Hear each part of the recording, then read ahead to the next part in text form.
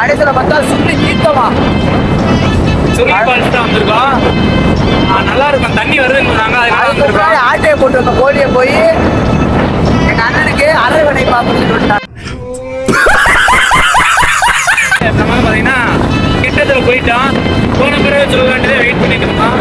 கிட்டத்தில் பார்த்தீங்கன்னா சுருளி பால்ஸ் மட்டும்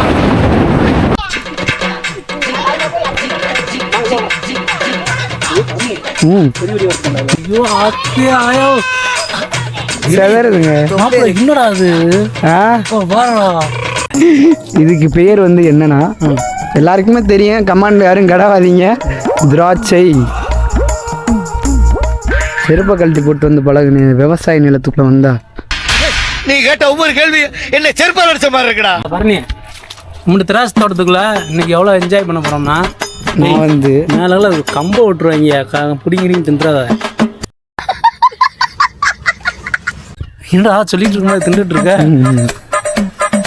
மாப்பிள்ள, உனக்கு என்ன ஆகணும் மாப்பிள்ள? பழம் சாப்பிடணும் போல இருக்கா? இல்லை, உனக்கு பழம் சாப்பிட்ற போல இருக்கிறாங்க. வாடா.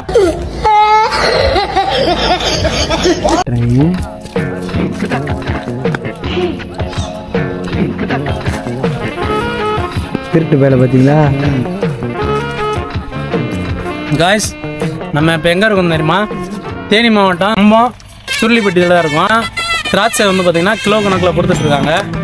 மாப்பிள்ளை வந்து பார்த்தீங்கன்னா திருட்டுத்தனமாக அப்படின்னு தின்றுட்டுருக்கீங்க. அதுவும் பார்த்தீங்கன்னா தோட்டத்துக்குள்ள வேறு விட்டாங்க நம்மளை.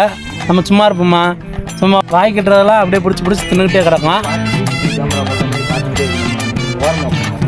பார்த்தீங்களா, தோட்டத்துக்குறவங்க பார்க்குறாங்க.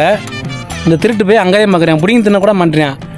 இவன் அங்கேயே பார்த்துட்ருக்கேன். ஒரு காரணம் இருக்கு, ஒரு காரணம் இருக்கு இருக்கு சொல்கிறேன்.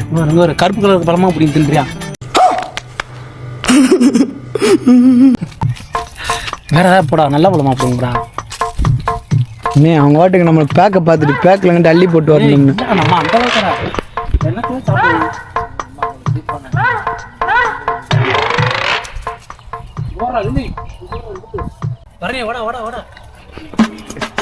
வேற வேற பந்தியில் இருக்கு மணி. வாடா வாடா வாடான்றாருங்க அன்னைக்கு.